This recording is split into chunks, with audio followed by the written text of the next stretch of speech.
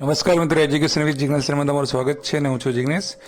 મિત્રો, આ જે પુનઃ જિલ્લા પસંદગીનો જે પ્રથમ રાઉન્ડ એના અંતિમ તબક્કામાં આવી ગયો છે અને આજે 19મો દિવસ હતો અને 27/6/2025. તો આજની અપડેટ, ટોટલ અપડેટ અને જિલ્લા વાઇઝ જગ્યાઓ સાથે આજના વિડીયોમાં આપણે જોઈશું. પણ એ પહેલાં એક મહત્ત્વની અપડેટ જે આવી છે કે ધોરણ 11-12 જે સરકારી અને ગ્રાન્ટેડના જે ઉમેદવારો હતા એમને શાળા ફાળવણી થઈ ગઈ છે. તો પોર્ટલ ઉપર જઈને લોગિન કરીને પોતાની શાળા ફાળવણી મેળવી શકે છે. અને 3/7ના રોજ સરકારીવાળાને અને 8 જુલાઈએ ગ્રાન્ટેડવાળાને 11-12વાળાને જે છે નિમણૂક પત્રો આપવામાં આવશે અને શાળામાં હાજર કરવામાં આવશે. તો તમામ મિત્રો જે પણ સિલેક્ટ થયા છે એમને ખૂબ ખૂબ અભિનંદન છે. અને એ પૂરું થાય એટલે પછી તરત 9-10ની પ્રક્રિયા જે છે ચાલુ થઈ જશે. હવે આપણે વાત કરીએ અહીંયા જે અપડેટ આપણે દરરોજ જોઈએ છીએ. તો પુનઃ જિલ્લા પસંદગી આજનું શું સ્ટેટસ હતું એની વાત કરી લઈએ. તો અહીંયા તમે જોઈ શકો છો, ઓપનમાં તમે 3001થી 3190 મેરિટ નંબર સુધીના ઉમેદવારો આજે હતા. એસસીમાં 390થી 427 મેરિટ નંબર સુધીના ઉમેદવારો હતા. એસટીમાં 20થી 23 નંબર સુધીના ઉમેદવારો હતા. એસસીબીસીમાં 1736થી 1864 મેરિટ નંબરોના ઉમેદવારો હતા. ઈડબ્લ્યુએસમાં 592થી 613 સુધીના ઉમેદવારો હતા. કુલ ગણવા જઈએ તો 3001થી આજે 3200 સુધીના ઉમેદવારો હતા. ઓપનમાં જે છેલ્લું મેરિટ હતું 68.5776 હતું. એસસીની અંદર છેલ્લું મેરિટ હતું 68.5735 હતું. એસટીનું છેલ્લું મેરિટ હતું આજે 68.5726 હતું. એસસીબીસી કેટેગરીનું છેલ્લું મેરિટ હતું 68.5725 હતું. ઈડબ્લ્યુએસનું મેરિટ હતું 68.5739 હતું. અને કુલ જોવા જઈએ તો 68.5725 હતું.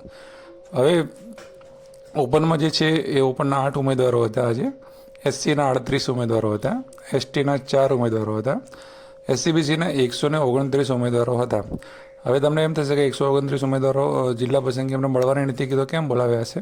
તો એટલા માટે મેં બતાવ્યું છે અહીંયા કે જે મેરિટમાં ઉમેદવારો જે છે એમને જિલ્લા પસંદગીનો ઓર્ડર તો મતલબ ક્રમમાં બોલાવવામાં તો આવે જ છે, પણ અહીંયા જે ઉમેદવારો ઓપન માટે એલિજિબલ હશે એમને તો જિલ્લા પસંદગી મળવાની જ છે. પણ એ ખાલી એસસીબીસી ઓનલી કેટેગરી માટે જ જે લોકો દાવેદાર હશે કે જે પુરુષ ઉમેદવારો જેમની ઉંમર 33થી વધારે થઈ ગઈ હશે, અથવા તો મહિલા ઉમેદવારની ઉંમર 38થી વધારે થઈ ગઈ હોય, અથવા તો કોઈ પણ કેટેગરીના હોય અને જેમને 90 માર્ક્સ ના હોય ટેટમાં, એવા ઉમેદવારોને જ ખાલી મતલબ પાછો જવાનું થાય છે. બાકી જનરલ માટે દાવેદાર હશે તો એમને જે છે જિલ્લા પસંદગી મળવાની છે. તો એટલા માટે એવું બતાવ્યું છે. પછી વાત કરીએ કે ઈડબ્લ્યુએસ કેટેગરીમાં 21 ઉમેદવાર હતા. ટોટલ જે 200 જે ઉમેદવારો છે એનું આ પ્રમાણેનું હતું. હવે કેટલા લોકોએ જિલ્લા પસંદગી કરી? તો 70 લોકોએ જે છે જનરલમાં જિલ્લા પસંદગી કરી છે. 17 લોકોએ છે એસસીની સીટ ઉપર જિલ્લા પસંદગી કરી છે. 3 લોકોએ છે એસટી કેટેગરીમાં પસંદ કર્યું છે. અને એસસીબીસીમાં 0 એટલે ખબર છે સીટો પૂરી થઈ ગયેલી છે એટલે એમાં 0 જ બતાવશે. કાલે પણ 0 બતાવશે. ઈડબ્લ્યુએસમાં 7 લોકોએ કરી છે અને ટોટલ 97 લોકોને જિલ્લા પસંદગી આજે મળી છે. 200માંથી 97 લોકોને. તો ઓછી એટલા માટે મળી છે કે જે પણ એસસીબીસી ઓનલી કેટેગરી માટે જે પણ ઉમેદવારો હતા એમને જિલ્લા પસંદગી આપવામાં આવી નથી. એટલા માટે અહીંયા 97 બતાવ્યું છે. આવતીકાલે પણ જો આવું રહેશે, આવતીકાલે હવે છેલ્લો દિવસ છે પ્રથમ રાઉન્ડનો, 28 તારીખ છે.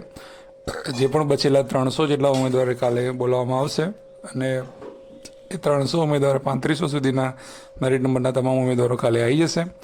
અને એમાંથી જે પણ ઉમેદવારો બધી કેટેગરીમાં તમે જોઈ શકો છો કે ઉમેદવારોને બધા જેટલા આવશે, એસસીબીસી સિવાયના તમામ ઉમેદવારોની જિલ્લા પસંદગી કાલે મળશે. ખાલી એસસીબીસીમાં ઓનલી કેટેગરીવાળા ઉમેદવાર હશે એમને આવતીકાલે નહીં મળે.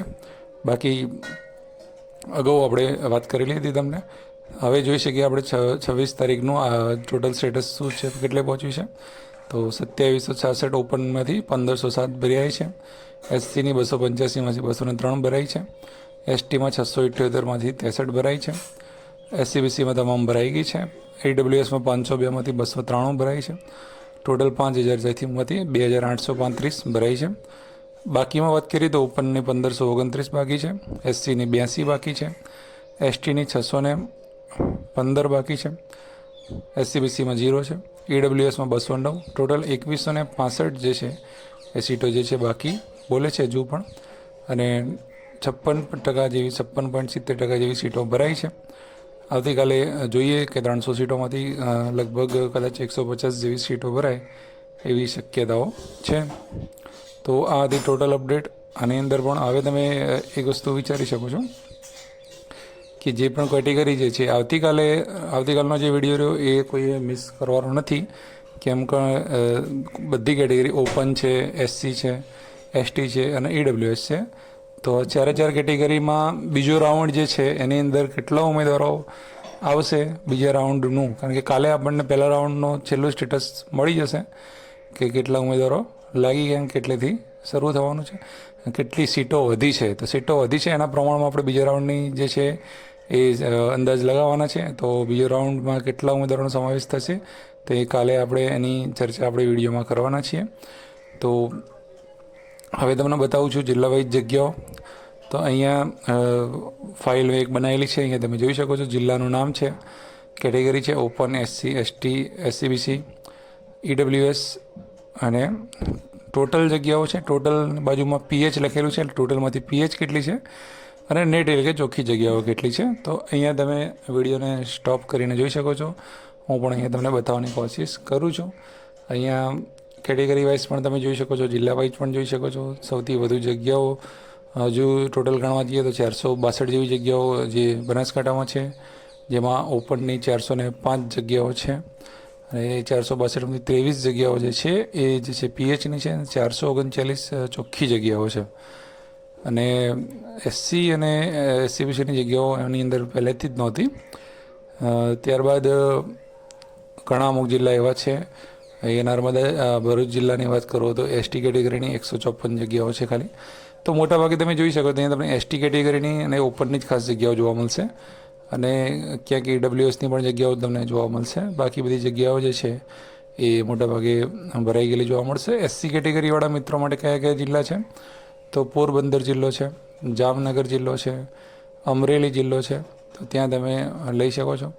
ત્યારબાદ બીજા પણ જિલ્લા છે, દ્વારકામાં છે, બરાબર, એ રીતું છે.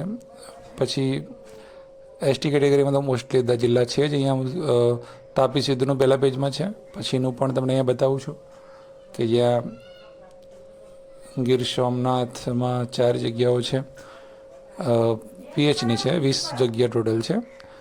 અને દ્વારકાની અંદર તમે જોઈ શકો છો કે 257 જગ્યાઓ ઓપનની છે, 319 જગ્યાઓ ટોટલ છે અને 310 જગ્યાઓ નેટ છે. તો કુલ મળીને આપણે જોઈએ નગરનું અને બધું તમે જોઈ શકો છો કેટેગરી પ્રમાણે મેં ગોઠવેલું જ છે. તો 1259 જે ટોટલ જે છે ઓપનની જગ્યા છે, એસસીની 82 છે, એસટીની 615 છે, ઈડબ્લ્યુએસની 209 છે, ટોટલ 2165માંથી 150 પીએચની છે અને 2015 ચોખ્ખી જગ્યાઓ છે. તો કેટેગરી વાઇઝ જિલ્લા પણ તમે આની અંદર જોઈ શકો છો. તો આવતીકાલનો વિડીયો ખૂબ મહત્ત્વનો સાબિત થવાનો છે બીજા રાઉન્ડ માટે. તો જે પણ મિત્રો એ ચેનલને સબસ્ક્રાઈબ ના કરી હોય તો કરી લેજો અને તમામ પ્રકારની અપડેટ આપણે તમને આપીએ છીએ. તો ચેનલ ઉપર તમે બધા જ લાઈક કોમેન્ટ જે કરો છો એ બદલ તમારા બધાનો ખૂબ ખૂબ આભાર. આવતીકાલે ફરીથી નવા વિડીયોમાં મળીશું. જય હિન્દ, જય ભારત, થેન્ક યુ.